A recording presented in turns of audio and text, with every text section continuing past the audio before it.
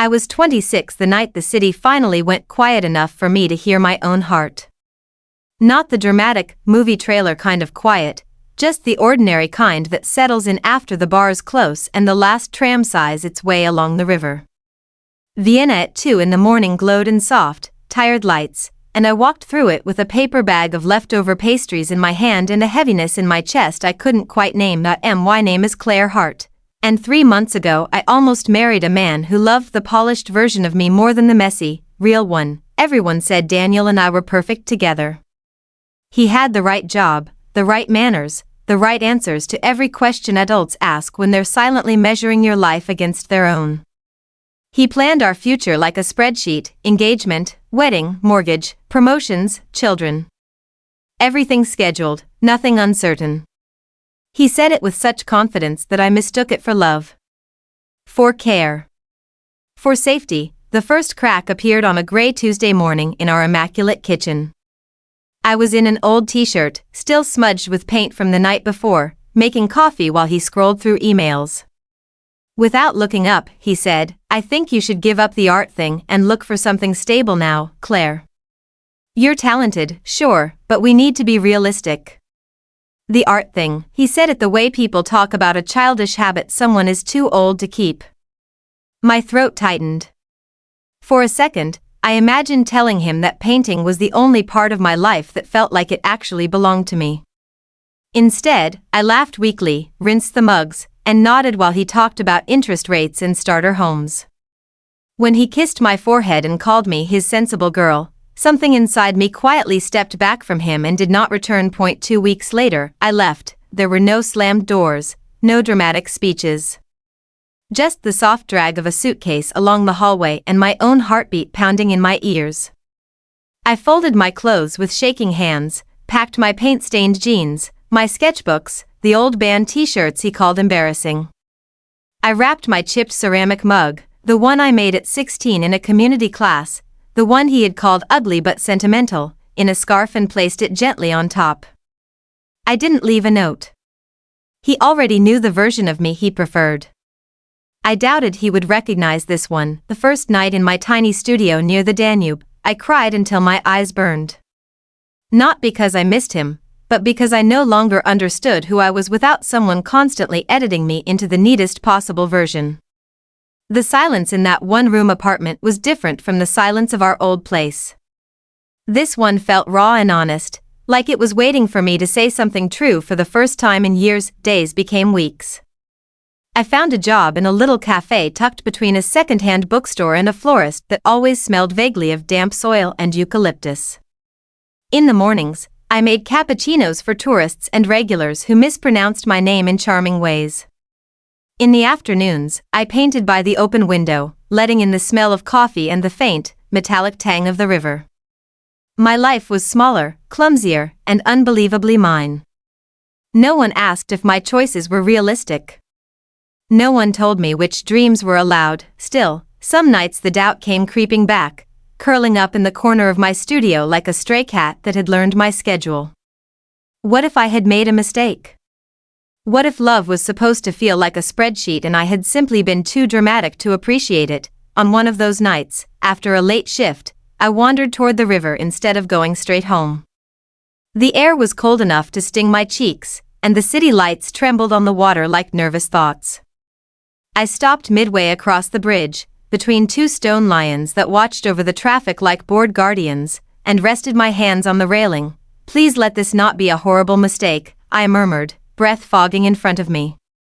I didn't know who I was talking to, the god, the river, my future self, anyone who might be listening. When I heard it, a violin, the sound floated up from the walkway below, fragile at first, then fuller, like someone gathering the courage to speak. Curiosity tugged at me. I followed the narrow staircase down until the cold stone opened onto the riverside path. Under a lamp that flickered like it was thinking about giving up, a man stood with a violin tucked beneath his chin, bow moving in slow, deliberate strokes. He looked a little older than me, late 20s maybe, in a dark wool coat and scuffed boots. His hair was a mess in the way that suggested he had forgotten it existed. His eyes were closed as he played, and his whole body leaned into the melody as if he were trying to convince the night to soften. I stopped a few steps away, hugging my coat tighter. The music was gentle and aching, something that sounded like a lullaby for people who were pretending to be fine. For a few minutes, the city seemed to fall into step with it. A cyclist slowed. A couple stopped arguing. Even the water looked calmer. When the last note lingered in the air, he opened his eyes. They were gray, not sharp, metallic gray, but soft like morning sky before the sun makes any promises. "Sorry," he said, lowering the violin. "Didn't mean to interrupt your thoughts." "You didn't," I said. "You stitched them together a little, actually." A small, crooked smile tugged at his mouth. "That might be the nicest review I've had all week." I dropped a few coins into the open case at his feet. "What were you playing?" "Something I haven't named yet." He shrugged. "It's for people who are standing by rivers at midnight, trying to look okay when they're not." I blinked, a short laugh slipping out. "That's very specific." "I've had practice." He tilted his head slightly, studying me without prying. "I'm Elias." "Claire," I said. He repeated it, quiet, like he was trying the taste of it. "Nice to meet you, Claire, who is not okay but trying." "No hyphens, please," I said, but I could feel the corner of my mouth fighting a losing battle with a smile. He gestured vaguely at the city around us. "You know, unfinished things get a bad reputation," he said. "But they're the only ones with room left for the right colors." The words sank into me like warm tea. For months, unfinished had felt like a failure. An almost marriage. An almost career. An almost life. Standing there with the river behind me and this stranger in front of me, unfinished suddenly sounded possible. A gust of wind tugged at my scarf and made my eyes water again. I pretended not to notice. Elias slipped his violin gently into its battered case and straightened up, breath puffing in the cold. "Well," he said, glancing toward the glow of a nearby cafe sign, "wherever you're going, I hope you keep some space for the right colors, Claire." I looked at the river, then back at him, then at the path that led toward my tiny studio filled with half-dry canvases and one ugly, sentimental mug. For the first time in a long time, the future didn't look like a narrow hallway. It looked like a blank canvas, waiting. I was 31 when I realized that healing doesn't always arrive like a sunrise. Sometimes it comes like a draft slipping under a door, quiet, almost invisible, until one day you notice the room isn't as cold as it used to be.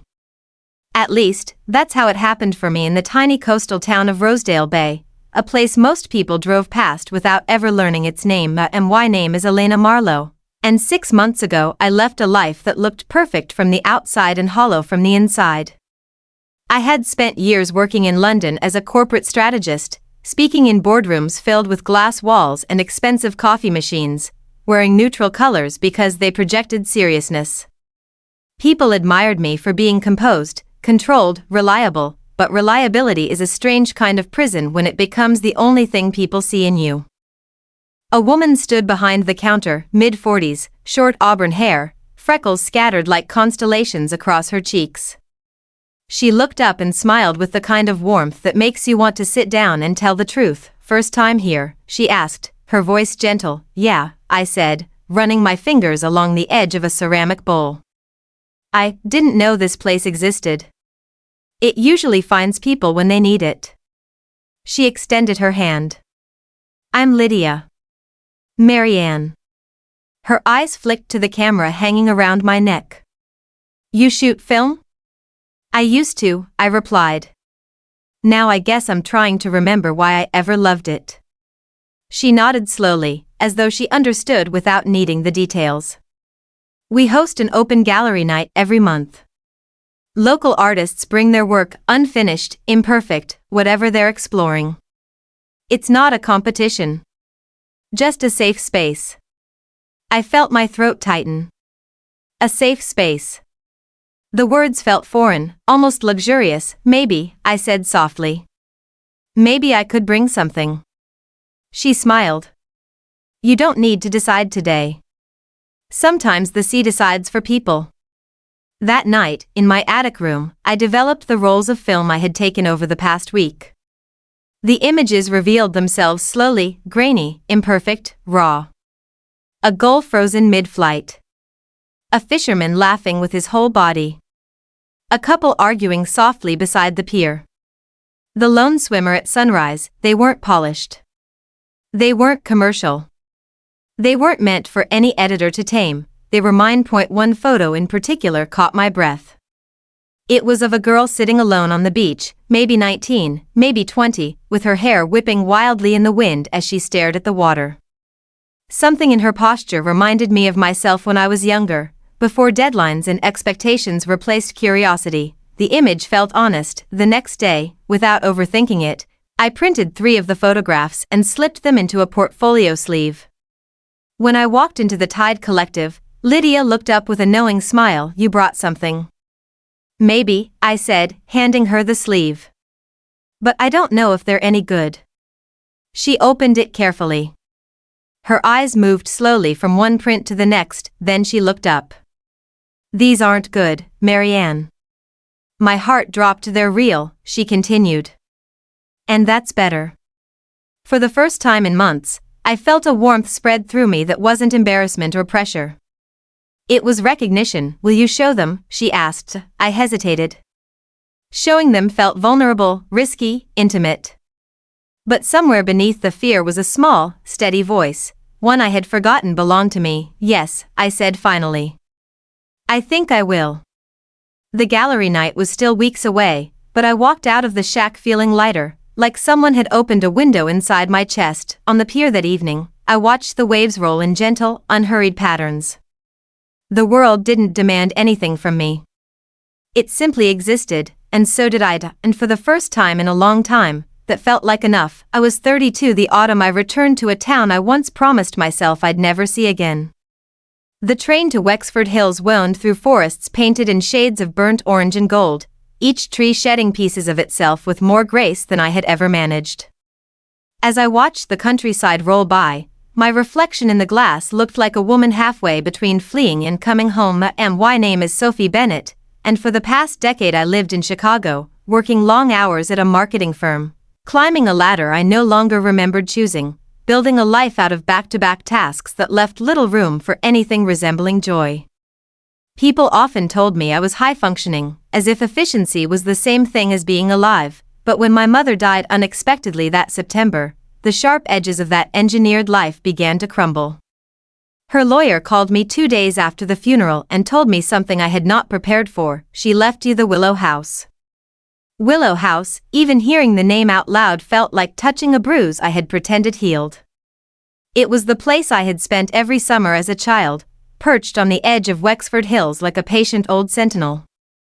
It was where my mother taught me how to read constellations, where my father built me a crooked tree swing, where I learned how silence could feel like comfort instead of punishment. It was also the place I abandoned when I left for college, promising myself I'd never return. Too many ghosts. Too many memories with teeth, yet here I was, train ticket in hand, suitcase at my feet, heading straight into the past I thought I had buried under years of city noise. The cab dropped me at the bottom of the gravel path leading to the house. The air was crisp and sharp, smelling faintly of pine and damp soil. Willow House stood at the top of the hill exactly as I remembered, white paint peeling, shutters crooked, ivy crawling up its bones like memory refusing to let go. The porch creaked in a familiar rhythm when I stepped onto it.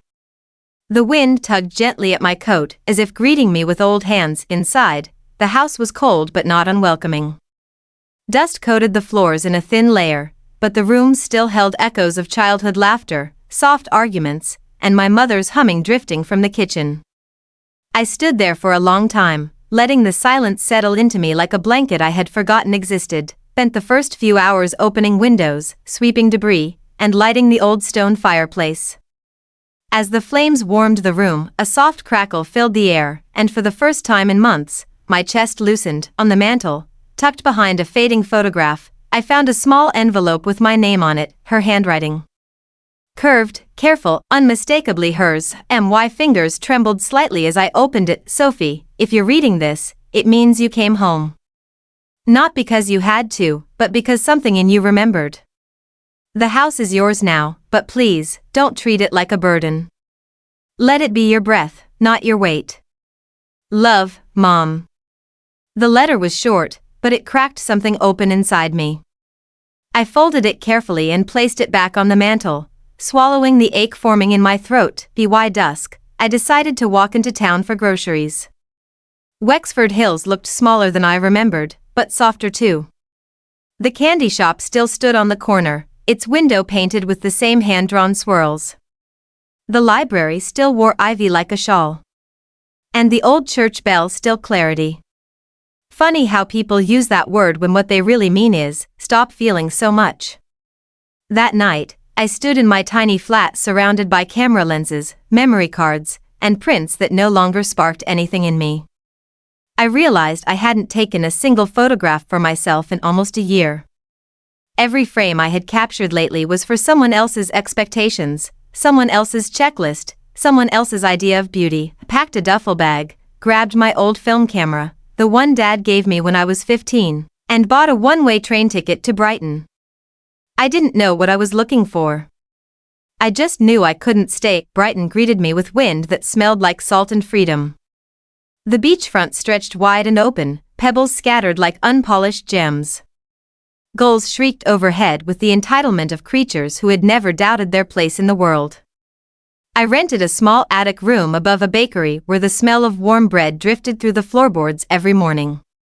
The walls were slanted, the bed a little too firm, and the window overlooked a row of mismatched chimneys. I loved it immediately. Every morning, I walked along the pier with my film camera hanging loosely around my neck. I didn't take many photos at first, just observed, letting the world soak back into me. On the third morning, as I passed a cluster of fishermen, one of them shouted, "You a photographer?" I shrugged, trying to remember how. He laughed, a bright, booming sound. Well, the sea's good at reminding people of things. Maybe that's why. Later that week, I found myself sitting on the beach at dawn, watching the horizon blush with soft pink light. The air was cold enough to make my fingers stiff.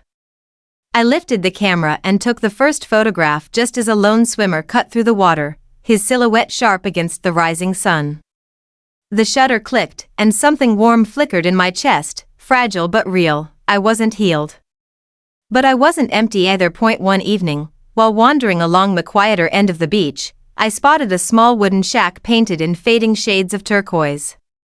A hand-painted sign hung above the door, "The Tide Collective, local artists welcome inside." The room glowed with golden lamplight.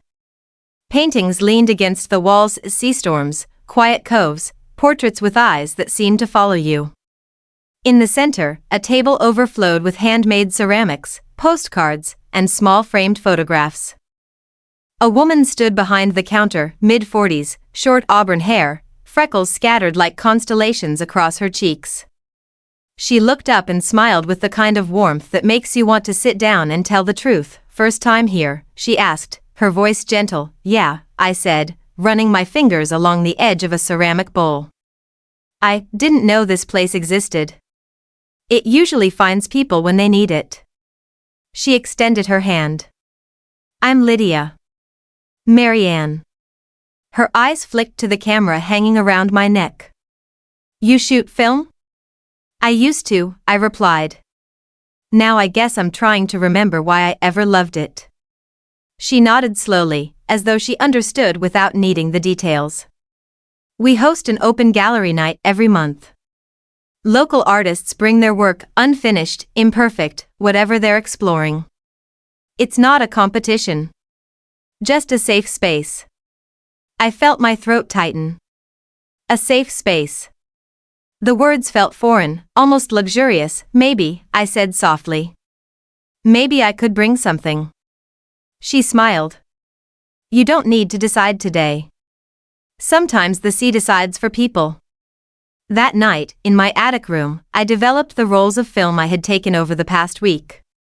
The images revealed themselves slowly, grainy, imperfect, raw. A gull frozen mid-flight. A fisherman laughing with his whole body. A couple arguing softly beside the pier. The lone swimmer at sunrise, they weren't polished. They weren't commercial. They weren't meant for any editor to tame, they were mine. One photo in particular caught my breath. It was of a girl sitting alone on the beach, maybe 19, maybe 20, with her hair whipping wildly in the wind as she stared at the water. Something in her posture reminded me of myself when I was younger, before deadlines and expectations replaced curiosity. The image felt honest. The next day, without overthinking it, I printed 3 of the photographs and slipped them into a portfolio sleeve. When I walked into the Tide Collective, Lydia looked up with a knowing smile. "You brought something." "Maybe," I said, handing her the sleeve. "But I don't know if they're any good." She opened it carefully. Her eyes moved slowly from one print to the next, then she looked up. "These aren't good, Marianne." My heart dropped. "They're real," she continued. "And that's better." For the first time in months, I felt a warmth spread through me that wasn't embarrassment or pressure. It was recognition. "Will you show them?" she asked. I hesitated. Showing them felt vulnerable, risky, intimate. But somewhere beneath the fear was a small, steady voice, one I had forgotten belonged to me. "Yes," I said finally. "I think I will." The gallery night was still weeks away, but I walked out of the shack feeling lighter, like someone had opened a window inside my chest. On the pier that evening, I watched the waves roll in gentle, unhurried patterns. The world didn't demand anything from me. It simply existed, and so did I. And for the first time in a long time, that felt like enough. I was 32 the autumn I returned to a town I once promised myself I'd never see again. The train to Wexford Hills wound through forests painted in shades of burnt orange and gold, each tree shedding pieces of itself with more grace than I had ever managed. As I watched the countryside roll by, my reflection in the glass looked like a woman halfway between fleeing and coming home. My name is Sophie Bennett, and for the past decade I lived in Chicago, working long hours at a marketing firm, climbing a ladder I no longer remembered choosing, building a life out of back-to-back tasks that left little room for anything resembling joy.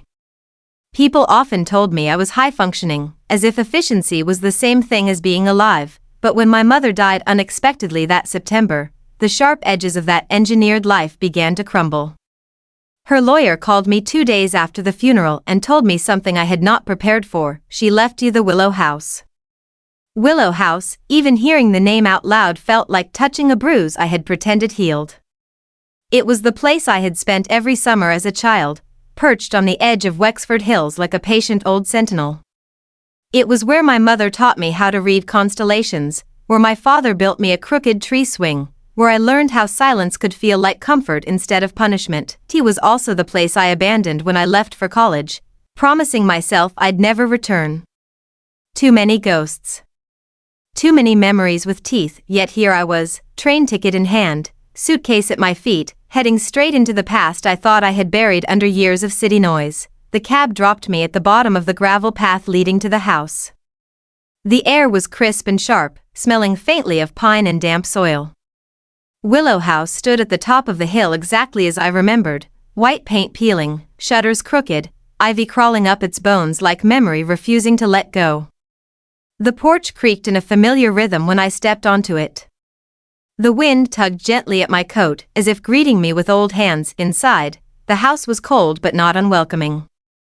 Dust coated the floors in a thin layer, but the rooms still held echoes of childhood laughter, soft arguments, and my mother's humming drifting from the kitchen.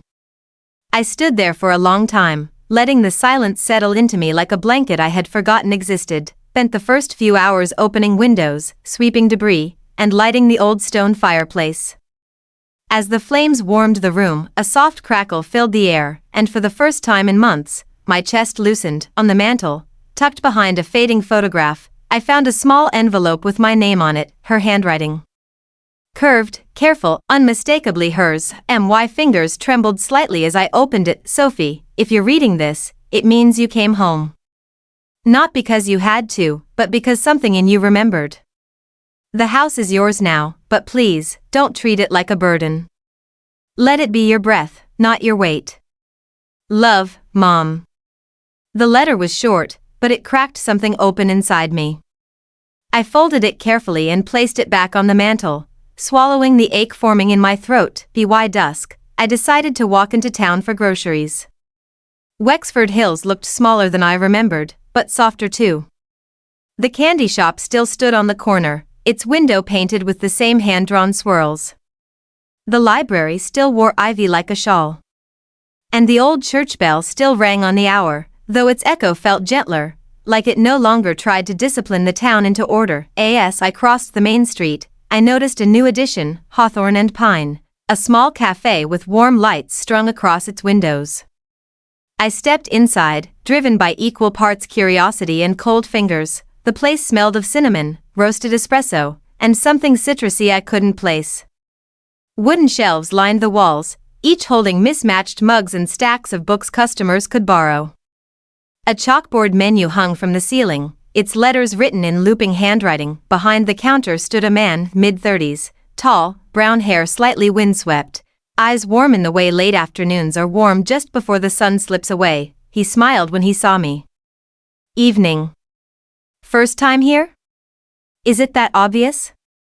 I asked. In this town? Yes. His smile widened, not in a flirtatious way but in the way of people who genuinely enjoy welcoming strangers. What can I get started for you? I ordered a chamomile tea, mostly because it was the only thing on the menu that didn't require any decision-making. He prepared it with an attention that felt almost ceremonial, squeezing a bit of lemon, stirring gently. When he handed me the mug, he nodded toward the corner seat.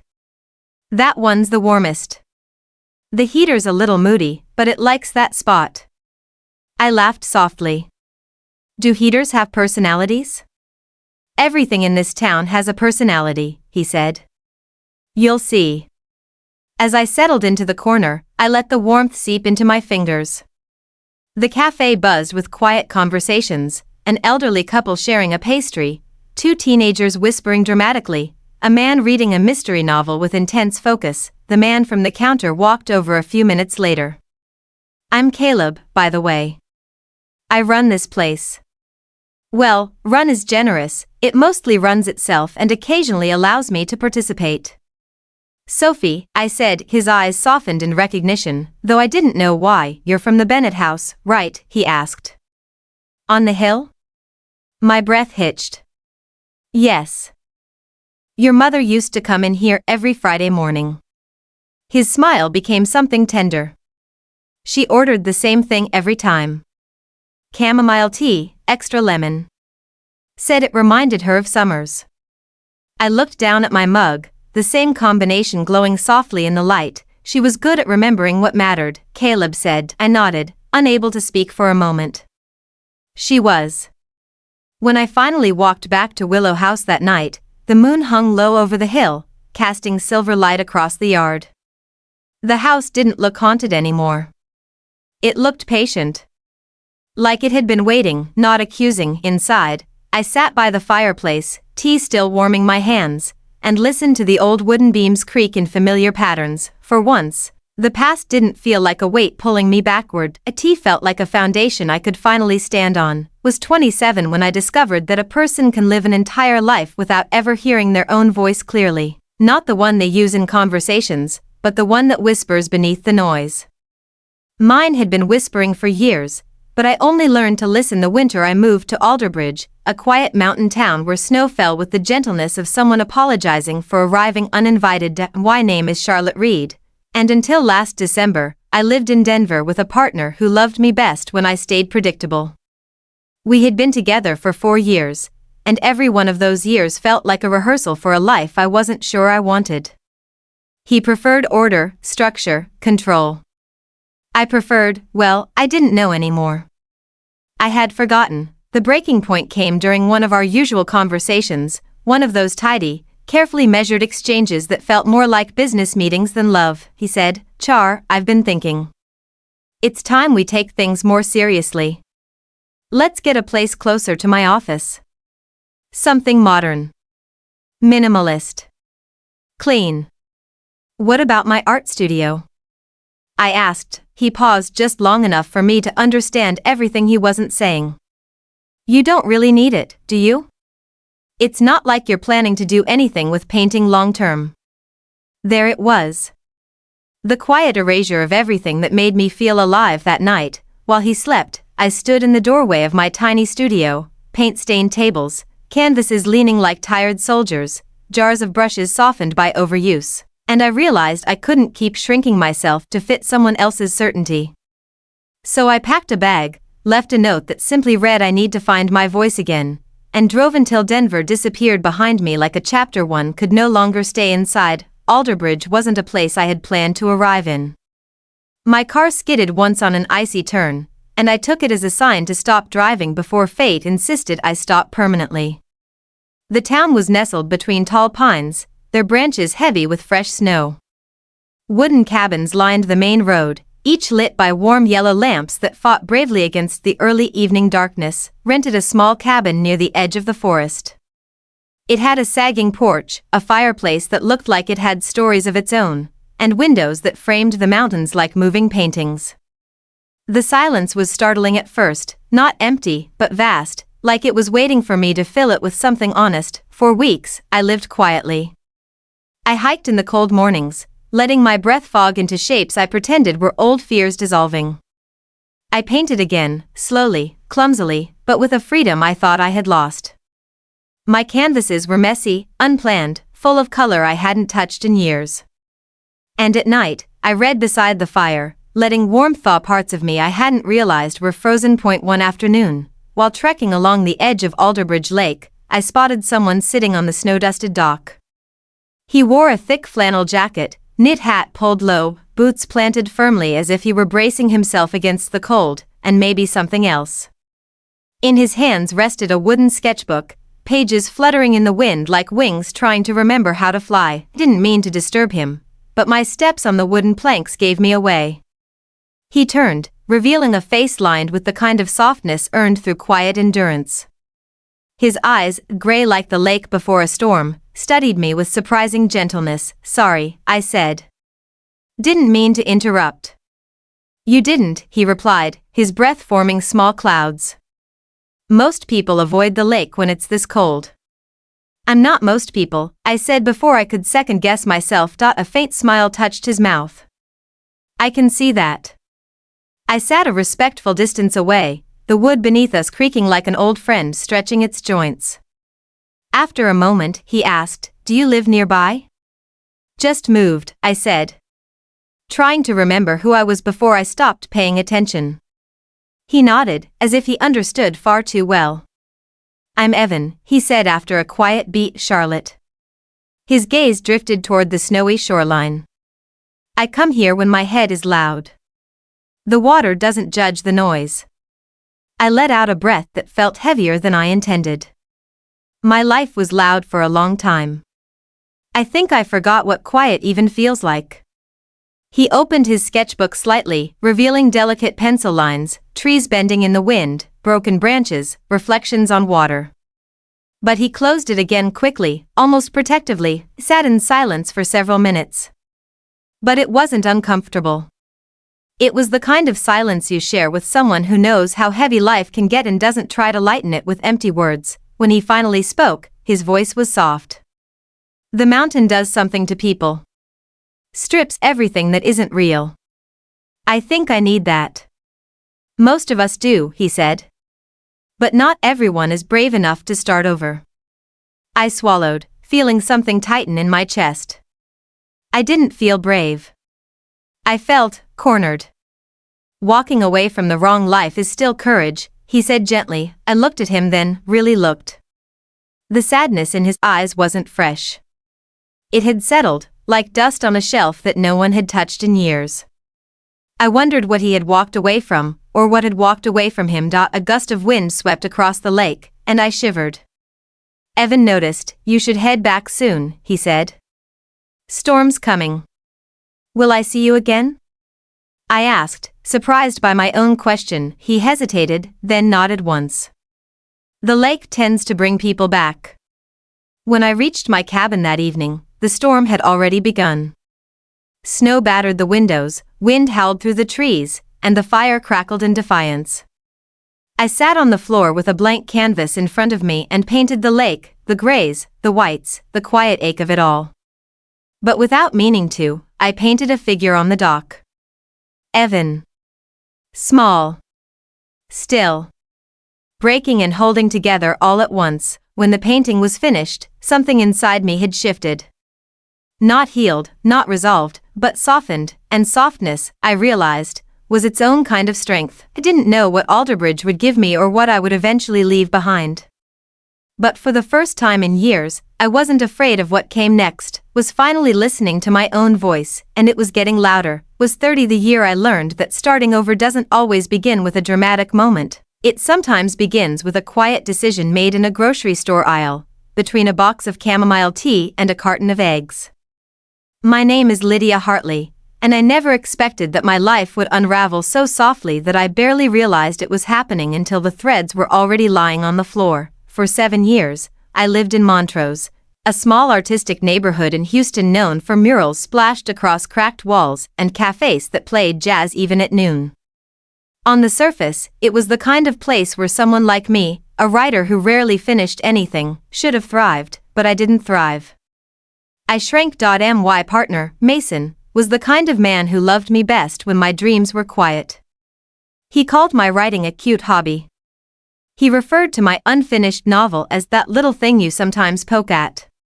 When we attended gatherings, he introduced me as someone who helps with creative stuff, as if ambition was something I should be embarrassed to claim, because leaving felt like breaking an agreement I hadn't realized I'd signed. Then came the grocery store moment, small, ordinary, but sharp enough to cut through years of silence. Mason called me while I stood with a shopping basket in my hand.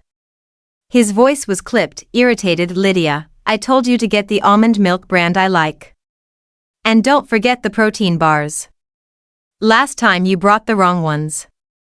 There it was again, the endless corrections, the subtle consequences for not fitting his blueprint. Something inside me, something that had been pressed down for too long, finally said enough. I hung up without replying, placed the almond milk back on the shelf, not out of pettiness, but because for the first time in years, I realized I didn't want to carry anything that wasn't mine anymore. The next morning, I packed 2 suitcases, left the apartment key on the counter, and drove until the city. Skyline shrank in my rearview mirror like a story I no longer wished to read. I didn't know where I was going, only that I needed somewhere quieter than my fear and louder than my doubt. Ended up in Hollows Creek, a small town in Oregon surrounded by forests tall enough to make you feel small in the best possible way. The air smelled like moss and cedar. The houses were spaced far apart, each with porches that looked well loved by the weather. I rented a small cottage with peeling paint, slanted floors, and a porch swing that groaned when the wind pushed it. It didn't feel like escape. It felt like breathing. Most mornings, I walked the forest trail behind my cottage. The ground was soft with pine needles, and the sunlight filtered through the branches like a secret shared slowly. I carried a notebook with me, though I rarely wrote. Some days, it was enough just to hold it, to remind myself that words still lived somewhere inside me. One afternoon, while wandering deeper into the woods, I heard the faint sound of a guitar. Not polished or professional, gentle, hesitant, like someone testing the weight of their own hands. Curiosity tugged at me, and I followed the melody until I reached a clearing, sat on a fallen log, head bent over his guitar, fingers moving with careful uncertainty. He was maybe in his mid-30s, messy chestnut hair, scruffy beard, boots covered in mud. Something about him looked quietly undone, the way people look when grief lives in their pockets. I stepped on a twig, and the snap made him look up. I'm sorry, I said quickly. I didn't mean to interrupt. He blinked once, twice, then offered a small, tired smile. You didn't. I usually just annoy the trees. I laughed softly. They didn't seem annoyed. He set the guitar aside. I'm Noah. Lydia, I said, lowering myself onto a nearby rock. You play beautifully. He shook his head. Not really. I'm just trying to find something that feels like mine again. The words struck me like recognition. Like holding up a mirror, I sat in silence for a few minutes, listening to the wind sift through branches. Eventually, he spoke again. My wife passed away last year. Music was the only thing that made sense to her. I guess I'm trying to stay close to her somehow. His voice didn't tremble, but there was a break beneath it, something raw, simple, human. I'm sorry, I said softly. He nodded, eyes fixed on the ground. I'm learning to live with the quiet she left behind. Some days, the quiet feels like space. Other days, it feels like a weight. I swallowed. I left a life that was full of noise, but none of it was mine. His gaze lifted to meet mine. Is it quieter now? Yes, I said. But the kind of quiet that feels like possibility. He smiled again, small, fragile, but real. That's a good kind of quiet. The sun dipped lower, painting the clearing in warm gold. I didn't know how long we sat there, sharing silence that didn't shame or shape us. It simply existed, and so did we. Before I stood to leave, Noah gestured to my notebook. Writer? Trying to be, I admitted. Maybe you already are, he said. You just needed the right silence. I walked back to the cottage with his words wrapped around me like a gentle scarf. That evening, I lit the fireplace, opened my notebook, and, for the first time in years, words came. Slow at first. Halting. Then steady. Then flowing. I wrote until the fire died down to glowing embers. The next morning, I returned to the clearing. Noah was there, playing softly. He looked up and smiled. You came back. I had a feeling the trees would miss me, I said. He chuckled. They might have. We didn't talk much that day, or the day after. But something in the space between us began to soften, not romance, not longing, just recognition. Two people learning how to rebuild themselves, piece by quiet piece. In Hollows Creek, I wasn't someone's shadow. I wasn't someone's afterthought. I was simply Lydia. A woman learning to hear her own voice again, and this time, I wasn't afraid to listen. I was 33 when I finally admitted to myself that life can feel wrong even when nothing is technically broken. People like to say, if everything looks fine, you should be grateful. But gratitude becomes a strange kind of cage when it's used to justify staying somewhere you don't belong. My name is Amelia Dawson, and the year I learned that truth was the year I found myself standing at a crossroads in Harborview, a quiet coastal town in Maine where the fog hangs low and the mornings arrive like whispered secrets. Had spent the last decade in Boston, working as a therapist. People often assumed that meant I understood myself well. They expected emotional clarity, perfect decisions, calm reactions. In truth, I spent so much time tending to other people's wounds that I never made space to acknowledge my own. My days were structured, routine, respectable. My apartment was filled with neutral colors because they promoted calm. My relationships, when they happened, were short-lived, careful, surface level. Then, last spring, one of my long-term clients came into my office and said something I couldn't shake. You help everyone else find the life they want, she told me. Do you even know what you want? I started to answer, but nothing came out that night. I sat in my apartment staring at the blank wall across from me, listening to the distant hum of traffic. The silence pressed against me like something alive. I felt hollow. Not sad. Not overwhelmed. Just absent. A week later, I requested a 6-month leave from work. My colleagues were surprised but supportive. My supervisor nodded and said, sometimes stepping back is the most therapeutic thing you can do.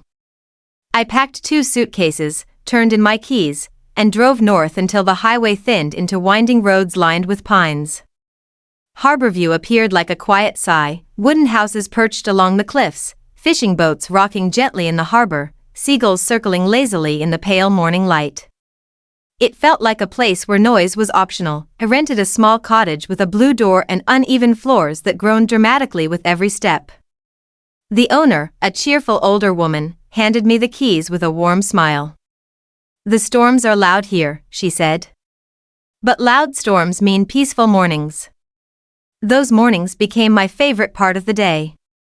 I would walk along the rocky shoreline, my boots crunching over shells washed ashore. The air smelled of salt and pine, and the fog hung low enough to blur the line between ocean and sky. Spent my afternoons journaling, trying to untangle thoughts I had ignored for years. Sometimes I wrote so fast the ink smudged. Other days I stared at the page for an hour before writing a single sentence. But for the first time in my adult life, I wasn't responsible for anyone else's healing. Only my own. One evening, after a heavy rainstorm, I wandered into town to get groceries. As I passed a narrow alley between two buildings, I heard music, soft, hesitant piano notes drifting through the damp air. Curious, I followed the sound to a small community center with its door propped open. Inside, a man sat at an upright piano, shoulders slightly hunched, fingers moving as if coaxing the keys rather than commanding them. He was around my age, maybe a bit older, with sandy blonde hair and a gentle face marked by something quiet and unresolved. When he noticed me standing there, he stopped playing. "Oh, sorry," he said, voice soft. "I didn't realize anyone was here." "No, it's beautiful," I said.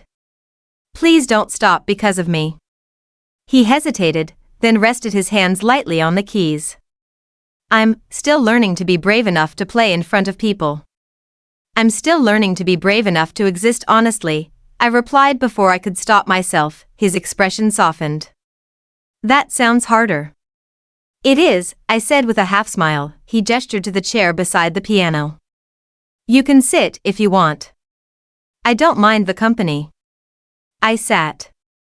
The room smelled faintly of chalk and old books. He began playing again, slow, thoughtful notes that felt like someone trying to articulate emotions too complex for language. After a few minutes, he said, without looking up, "I'm Ethan." "Amelia." He nodded, letting my name settle into the quiet. "I come here in the evenings. Helps untangle things." "What kind of things?" He paused on a chord. "Grief, mostly." The word lingered between us, fragile and honest. "My wife passed away 2 years ago," he said, fingers still moving. I stopped playing after that. Everything felt too loud or too empty. But a few months ago, I decided the silence had lasted long enough. I swallowed gently. "I'm sorry." He gave a small, almost grateful smile. "You don't need to be. Grief is just love with nowhere to go." His words rested in me like a warm stone. We talked a little, about the weather, about the ocean, about how life sometimes pulls people apart and then places them somewhere unexpected. He wasn't trying to impress me. I wasn't trying to hide. It felt human. Quiet. True, when I finally stood to leave, he closed the piano lid softly. "You're welcome to come back," he said. "If you ever need a quiet place to be." "Thank you," I said. "I think I might." That night, the storm returned, wind rattling the windows of my cottage. I sat on the floor with a cup of tea, feeling something shift inside me. Not a dramatic revelation, not a grand moment, just a soft exhale. A loosening. Over the next few weeks, I returned to the community center often. Sometimes Ethan played. Sometimes he didn't. Sometimes we talked for hours. Other times we sat in silence, listening to the rain or the creaking of the old building. We didn't exchange life stories like confessions. We just allowed ourselves to occupy the same quiet without needing anything from each other, had spent years helping others navigate their emotions. Now, for the first time, I was letting someone witness mine without expecting them to fix anything. One afternoon, while walking along the cliffs, the sun broke through the fog, brief, bright, unexpected. It illuminated the ocean in shimmering gold. I stopped, breath catching in my throat. For the first time in my life, the future didn't feel like a clinical plan or a list of expected milestones. It felt like an open horizon, place I could choose, a life I could shape, quietly, softly. Honestly, and maybe, even gently, I was finally learning how to begin. I was 34 when I learned that a life can look perfectly functional while quietly unraveling beneath the surface. People tend to admire stability from the outside, but stability is fragile when built on silence.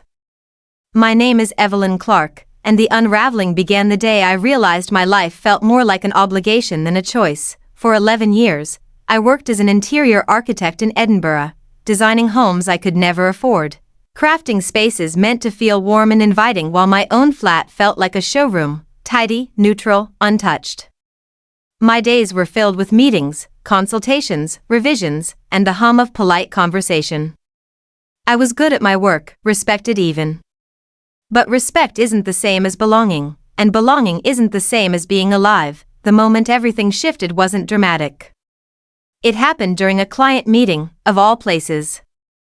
The couple I was designing for argued over a paint swatch, a ridiculous disagreement about whether soft oat felt more welcoming than warm linen. I watched them, exhausted, unable to muster the usual patience. Then one of them said, "We want this space to feel like a home. You understand that, right?" And I froze, because the truth was, I no longer knew what home felt like that night. I stood in my sterile flat staring at the immaculate bookshelf, the untouched throw pillows, the perfectly hung curtains. Everything in the room looked right, but nothing felt right. My life had become a series of aesthetically pleasing choices that meant nothing to the person living inside them, didn't pack dramatically or leave a note. I simply closed my laptop, turned off my phone, and booked the first train heading north. I didn't know where I was going, only that I needed distance. Distance from my career, my habits, my numbness. The train carried me through rolling fields, past tall forests and quiet lakes, until I arrived in Inverleigh, a small town nestled at the base of the highlands. It was the kind of place people visited only if they meant to. Old stone cottages lined the narrow streets, smoke curled from chimneys, and the air smelled like pine and peat. Rented a tiny cottage just outside town, one room, low ceiling, mismatched furniture, and a wood-burning stove that seemed determined to die every other night. But there was warmth in its imperfections. Authenticity in its unevenness. Something real. Most mornings, I walked through the heather-covered hills, letting the wind sting my cheeks awake. There was something cleansing in the cold, something honest. My thoughts, once layered like tangled thread, began to loosen. Not solved, not healed, but softened. One afternoon, while wandering farther than usual, I found a small lake tucked between two hills. The water was still, the surface reflecting the sky so clearly it looked like a doorway rather than a landscape. A wooden dock stretched a few feet into the water, weathered by time and storms. Someone was standing at the end of it. A man, broad-shouldered, dressed in a wool jacket, hands in his pockets, gaze fixed on the horizon. His posture held a quiet weariness, the kind that comes from carrying too many unspoken things. I hesitated. I didn't want to intrude. But the dock creaked under my steps, betraying me. He turned slightly, his expression reserved but not unkind. "Didn't think anyone else knew about this spot," he said. "Neither did I," I replied. He nodded once, almost approvingly, then looked back toward the water. "It's a good place to think. Or not think." I stepped beside him, leaving enough space between us. I seemed to be doing too much of both. He huffed a quiet laugh. "That sounds familiar." We stood in silence, the wind brushing past us in gentle, intermittent waves. After a few minutes, he said, "I'm Rowan MacArthur." "Evelyn." He nodded again, letting the name settle. "You're not from here." "No," I said simply. Just taking a pause. "A long one?" he asked, not nosy, just curious. "Longer than I planned," I admitted. He seemed to understand that more than I expected. "My wife used to come here whenever she felt overwhelmed," he said. Said the lake reminded her that stillness is a form of movement too. I turned to him. "Is she?" He nodded once, eyes fixed on the water. "Gone. 3 years now." The grief in his voice wasn't sharp anymore, it had softened into something steady.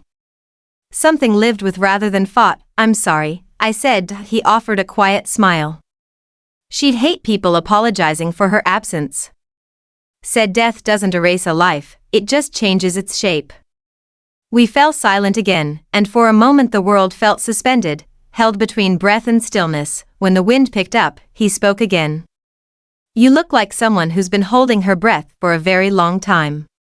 The words landed inside me like truth finding its mark. "I think I forgot how to breathe without performing," I said softly. Rowan nodded, not in pity, but recognition. "People don't talk about how exhausting it is to live the life others approve of." "No," I said, exhaling. "They don't. We lingered there until the light began to shift into warmer tones. Before stepping off the dock, Rowan said, "The lake is kinder in the mornings. If you need it, I might come back." I said, "You will," he replied, not as a prediction but as a quiet certainty. Over the next few weeks, I did return. Sometimes Rowan was there, sometimes he wasn't. When we did cross paths, we didn't force conversation. We talked about weather, books, the stubborn stove in my cottage. We said nothing about the lives we'd left behind, except in the ways our silences revealed them. One morning, as mist curled across the surface of the lake, Rowan spoke without turning his head. "You're different from the first day I saw you." "How so?" "You're standing taller," he said. "People only stand like that when they've stopped apologizing for taking up space." I felt something shift inside me, a small, bright spark. "I think I'm learning," I said quietly. "Good," he murmured. "Learning is living." That evening, back in my cottage, I lit the fire, wrapped myself in a blanket, and looked around the uneven room, unpolished, imperfect, undeniably mine. For the first time in years, the space around me felt like home, not because it was beautiful, but because I was finally living inside it. Was 31 when I discovered that you can build an entire life out of routines and still feel like a stranger inside it. People often mistake predictability for peace, but they aren't the same. Peace feels like breathing. Predictability feels like holding your breath. My name is Julia Rowan, and the year I learned the difference was the year I moved to Marigold Springs, a small mountain town in Colorado where every evening smelled like pine and fading sunlight. For years, my life in San Francisco had looked successful. I worked in corporate communications, a job filled with polished emails, carefully crafted statements, and a constant need to appear composed. I was good at it, too good. People praised my calmness, my precision, my reliability. They never noticed that reliability was slowly erasing me. My partner of 5 years, Ethan, loved that version of me, steady, predictable, agreeable. We rarely argued, but that was because we avoided anything that mattered. Our life was efficient, clean, quiet in the wrong ways. The unraveling began one Sunday morning while I was making coffee. Ethan walked into the kitchen, glanced at me, and said, "You're out of oat milk again." His tone wasn't angry, just disappointed, as if I had failed at something simple. It was a small comment. Ordinary. Harmless on the surface, but it cracked something open, because I suddenly realized I had spent years arranging my life around avoiding someone else's disappointment, and had never once asked myself what I wanted. That afternoon, I packed a single suitcase. Not in anger. Not in panic. Just with the kind of clarity that arrives when denial finally steps aside.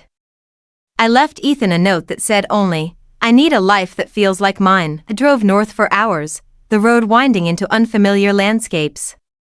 By evening, the mountains rose around me like quiet guardians. I stopped at a lookout point, stepped out of the car, and breathed in air so clean it almost hurt. When I decided to stay, Marigold Springs was a small town tucked between tall pines and old stone ridges. The main street had a bakery, a hardware store, a tiny post office, and a cafe called the Lantern Room, which glowed with warm amber light every night. I found a modest rental cabin on the outskirts, weathered wood, a porch swing, windows that overlooked a meadow. It wasn't perfect, but it felt honest. On my first morning there, I walked into the Lantern Room. The bell above the door chimed softly, and warm air wrapped around me. Wooden tables, mismatched chairs, soft jazz playing in the background, nothing rushed, nothing polished. Behind the counter stood a man around my age, tall, with dark curls tied at the back and a faint scar along his jaw. His eyes were the muted blue of mountain lakes before sunrise. "First time here?" he asked. "Is it that obvious?" I replied. He smiled. "We don't get many new faces this time of year." I ordered tea, and when he handed me the mug, he said, "I'm Lucas." "Julia." He nodded with that quiet acknowledgement people give when they sense you are carrying something you haven't named yet, chose a seat near the window. Outside, the early light touched the tops of the trees, setting them aglow. For the first time in months, I felt myself exhale fully. Over the next week, I became a regular at the Lantern Room. I wrote in my journal, sipped tea, listened to the soft hum of conversations around me.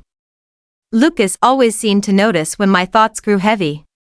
He didn't pry, just refilled my cup, offered a gentle smile, or placed a fresh pastry on my table without saying a word. Tea wasn't attention. It was presence. The kind I hadn't felt in years. One late afternoon, after a day spent hiking the Ridge Trail, I returned to the cafe to find it nearly empty. Lucas was wiping down the counter, humming quietly. I hesitated before approaching. "Do you close soon?" I asked. "Not for a while," he said. "Stay as long as you need." I sat at the counter instead of my usual corner. He looked at me for a moment before asking, "What brought you to Marigold Springs?" I opened my mouth, then closed it. The truth felt too large to name. "I needed space," I finally said. "And quiet. And a life that doesn't feel like I'm performing." He nodded slowly. "I get that. I moved here 4 years ago for the same reason." "What were you running from?" I asked softly. He paused. "A version of myself I didn't want to keep being."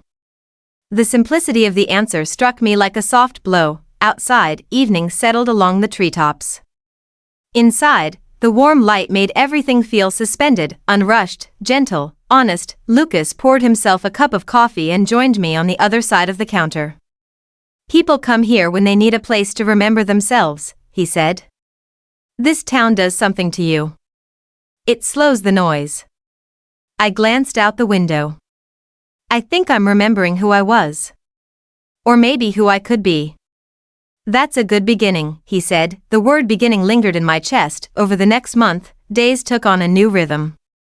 Mornings filled with hikes through quiet trails. Afternoons in the cafe, writing without pressure. Evenings on my porch swing, watching the sky shift from gold to blue to the soft bruised indigo of night. Sometimes Lucas joined me on the trail. Always keeping pace, never leading unless I asked. He didn't offer advice. He didn't push for answers. He simply walked beside me, letting the silence do what silence does best, reveal. One morning, we reached a clearing where sunlight broke through the pines. I stopped, overwhelmed by the softness of it. "This place feels like breathing again," I said. Lucas looked at me with that steady, quiet expression of his. "Maybe that's because you finally stopped living on someone else's oxygen." The words hit me gently but deeply. That night, back in my cabin, I sat with my journal open. Pages filled with questions, fears, quiet revelations. But for the first time, I wrote something certain. I am choosing myself now. The next morning, when I stepped into the lantern room, Lucas greeted me with a warm nod and said, "You look lighter today." "I feel lighter," I said. He smiled, not proud, not expectant, just present, and in that small, softly lit cafe in a mountain town I hadn't meant to find, I realized something. I wasn't lost. I was arriving, slowly, quietly. Finally, I was 35 when I learned that people don't fall apart all at once. They fray slowly, one worn thread at a time, until one day they look in the mirror and can't recognize the person reflected there. My name is Claire Whitman, and the year I finally recognized myself again was the year I left London and arrived, almost by accident, in the quiet English town of Roseley Haven. For 12 years, I worked as an editor in a prestigious publishing house. It was the kind of job people imagined was glamorous: manuscripts, literary circles, book launches with champagne and elegant cynicism. But behind the curtain, it was long nights of deadlines, political diplomacy, and the constant expectation to be composed, agreeable, and unshakable. Somewhere along the way, I stopped reading books for pleasure. Words became tasks instead of worlds. The unraveling began on a rainy Tuesday evening. I had stayed late to fix a manuscript that wasn't mine, a last-minute demand from a senior editor who often mistook my compliance for devotion. At 10:47 p.m., I realized I had not eaten since morning. My chest felt tight, my eyes heavy. I looked at the neatly organized pages on my screen and felt nothing. Not pride, not satisfaction, just emptiness. Then my supervisor emailed, "You'll need to take on another edit this weekend. It's urgent." I sat there staring at the screen, soaked in fluorescent light that made everything look cold, and quietly, Without drama or tears, something in me said, no more. I packed my bag, turned off my computer, and walked out into the rain. The moment the door closed behind me, the city felt louder than my thoughts. I walked until my soaked shoes squeaked and my hair stuck to my cheeks. I didn't know where I was going, only that I couldn't go back to the life I had been shrinking inside. The next morning, I filed for extended leave. Then I booked a train heading north, choosing a random destination because deliberate decisions felt too heavy. Rosalie Haven was the third stop. The town greeted me with gentle hills, cobblestone streets, and the faint scent of rain-soaked roses. Cottages leaned toward each other as if sharing secrets. Lanterns glowed warmly in the twilight. Rented a small room above a bakery owned by a cheerful older couple who spoke to me like I was already part of their world. My windows overlooked the narrow square, where people walked slowly, unburdened by urgency. A tea felt like an apology from the universe each morning. I visited the town's only bookstore, Hawthorne and Row, a cozy place with uneven shelves, soft classical music, and handwritten staff notes tucked between pages recommending their favorite lines. I wandered for hours, touching spines, letting stories breathe life back into me. On my fourth visit, I noticed someone shelving books near the back wall. He was tall, with sandy hair tied loosely at the nape, sleeves rolled above his elbows, revealing forearms dusted with old ink stains. His posture was thoughtful, unhurried. He turned slightly, noticing me. Looking for anything special, he asked, just trying to remember why I ever loved reading, I said before my brain could filter the honesty. His eyes, warm brown, gentle, held mine. Then you're in the right place. He offered a hand. I'm Miles. Claire. He nodded, as if the name itself held weight. Well, Claire, follow me. He walked toward a low bookshelf by the window, pulled out a worn paperback, and held it out to me. This one saved me once. I took it, tracing the softened corners. Do you often give strangers books that saved you? No, he said simply. Just the ones who look like they need saving too. The honesty in his voice startled me. Not intrusive. Not presumptuous. Just real. I bought the book and read it that night, curled under a thick blanket while rain tapped softly against the window. It wasn't a grand masterpiece, just a quiet novel about someone finding courage in small beginnings. But its sincerity felt like a hand pressed gently to my back. The next morning, I returned to the bookstore. You came back, Miles said with a small smile. The book was what I needed, I replied. For a moment, neither of us spoke. Then he said, tea, and led me to the small reading corner where two armchairs faced each other beside an old radiator, talked softly about books, places we had lived, the comfort of second beginnings. He told me he had once worked in academia before losing himself in its competitiveness. I left when I realized I was defending arguments I didn't even believe, he said. Books brought me back. Over the next few weeks, our conversations became a rhythm. I spent mornings reading in the bookstore, afternoons walking the misty hills, evenings journaling in my small room while the bakery below filled the air with cinnamon and warm bread. Miles and I didn't discuss personal histories in depth. We didn't need to.